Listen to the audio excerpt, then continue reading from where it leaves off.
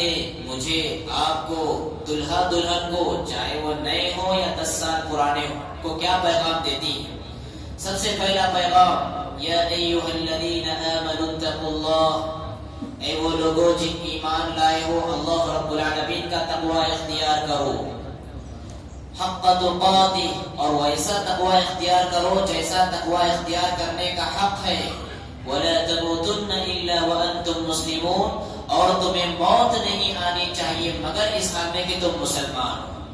دوسری آیت اس میں اللہ رب العالمین نے کہا یا ایھا الناس اتقوا ربکم الذی خلقکم من نفس واحدہ، اے لوگوں ڈرو اپنے اس رب سے جس رب نے تمہیں ایک نفس سے پیدا کیا، وخلق منها زوجها، اور اسی نفس سے اللہ رب العالمین نے ان کی بیوی کو پیدا فرمایا، وبث منهما رجالا كثيرا ونساء، پھر ان دو جوڑوں سے اللہ رب العالمین نے انسانیت کا ایک قافلہ جاری فرمایا، واتقوا اللہ الذی تساءلون به والارحام، اور ڈرو اس اللہ رب العالمین سے جس اللہ کے نام لے کر تم آپس میں ایک دوسرے سے مانگتے ہو، اور ڈرو رشتہ داریوں کو توڑنے سے، ان اللہ کان علیکم رقیبا، کیوں؟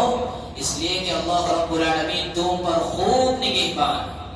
تیسری آیت اس میں اللہ رب العالمین نے کہا یا ایھا الذین آمنوا اتقوا اللہ وقولوا قولا سدیدا، اے ایمان والو اللہ رب العالمین کا تقوی اختیار کرو، درست اور ٹھیک بات کہو، یصلح لکم اعمالکم ویغفر لکم ذنوبکم، اس کے نتیجے میں اللہ رب العالمین تمہارے حالات کو درست کرے گا، تمہارے گناہوں کو معاف فرمائے گا۔ حضرات یہ 3 آیتیں تھیں، 3 آیتوں کی روشنی میں 3 پیغامات میں آپ کے سامنے رکھوں گا مختصر انداز۔ سب سے پہلا پیغام کیا ہے؟ تینوں آیتوں میں آپ نے سنا اللہ رب العالمین نے 3 آیتوں میں یہی پیغام دیا، اتقوا اللہ، اللہ سے ڈرو، اتقوا اللہ، اللہ کا تقوی اختیار کرو۔ اس موقع پر یہ پیغام کیوں؟ اس لیے کہ انسان کی زندگی کا سب سے مسرت کن لمحہ کون سا ہوتا ہے؟ انسان کی شادی کا وقت ہوتا ہے۔ شادی کا وقت انسان کی زندگی کا سب سے خوش کن لمحہ، سب سے مسرت والی گھڑی اگر کوئی ہوتی ہے انسان کی زندگی کی، وہ شادی کی گھڑی ہوتی ہے۔ لہذا اس مسرت کن والی گھڑی میں ایسا نہ ہو کہ تم خوشی کی رو میں ایسے بہہ جاؤ کہ اللہ رب العالمین کو ناراض کر بیٹھو، اللہ رب العالمین کو غضبناک کر بیٹھو، اس کے حدود کو پامال کر بیٹھو، جن چیزوں سے وہ روکتا ہے وہ کام کو کر بیٹھو۔ اور آج دیکھیں حضرات شادی میں کیسی کیسی خرابیاں ہوتی ہیں، کیسے کیسے آفات شادی ہمارے لے رہی ہے۔ شادی کی بات ہونے سے پہلے سے لے کر شادی کے اینڈنگ تک اتنے خرافات شادیوں میں ہوا کرتے ہیں۔ تو اس موقع پر اللہ کے رسول صلی اللہ علیہ وسلم نے فرمایا گرچہ تمہاری زندگی کا سب سے مسرت کن لمحہ یہ ہے، لیکن اس لمحے میں بھی تمہیں اللہ رب العالمین کا تقوی نہیں بھولنا چاہیے۔ اتقوا اللہ، اللہ رب العالمین سے ڈرو۔ دوسرا پیغام اللہ رب العالمین نے اس آیت میں یہ دیا کہ اللہ رب العالمین نے تمہیں ایک ہی نفس سے پیدا کیا، خلق منها زوجها وبث منهما رجالا كثيرا، ایک مرد اور ایک عورت سے اللہ رب العالمین نے تم کو پیدا کیا۔ کیا مطلب یہ ہے کہ تمہارے اوپر، تمہارے درمیان آپس میں کوئی ایک دوسرے سے برتر نہیں، کوئی بھی ایک دوسرے سے بڑا نہیں، کسی بھی ایک کو دوسرے پر کوئی فوقیت نہیں، الا بالتقوی، جس کے دل میں اللہ رب العالمین کا جتنا زیادہ ڈر ہے وہ اللہ رب العالمین کے نزدیک اتنا ہی باعزت ہے، اتنا ہی سربلند ہے۔ خاندان کی بنیاد پر کوئی بڑا نہیں، مالداری کی بنیاد پر کوئی بڑا نہیں، عہدہ منصب اور کرسی کی بنیاد پر کوئی بڑا نہیں، بڑائی ہے تو کس بنیاد پر؟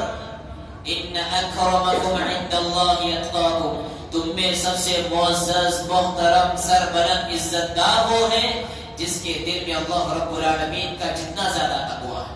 تو دوسرا پیغام یہ ہے کہ آپس میں جو رنجشیں پیدا ہوتی ہے، میرا خاندان، تیرا خاندان، میرا خاندان اونچا، تیرا خاندان نیچا، میرا عہدہ بڑا، تیرا عہدہ کم، میری مالداری زیادہ، تیری مالداری کم، ان مسائل کو لے کر خاندانوں میں بگاڑ ہوتا ہے۔ اللہ رب العالمین نے یہاں پیغام دیا اتقوا اللہ، اللہ سے ڈرو۔ گرچہ مرد ہونے کی بنیاد پر اللہ رب العالمین نے تمہیں اختیار دیا ہے، اختیار ایسا اختیار ہے، اس اختیار کے بارے میں تمہیں رب العالمین کے سامنے جواب دینا ہے. لہذا اپنے اختیار کا غلط استعمال نہیں، اپنے منصب کا غلط استعمال نہیں ہونا چاہیے.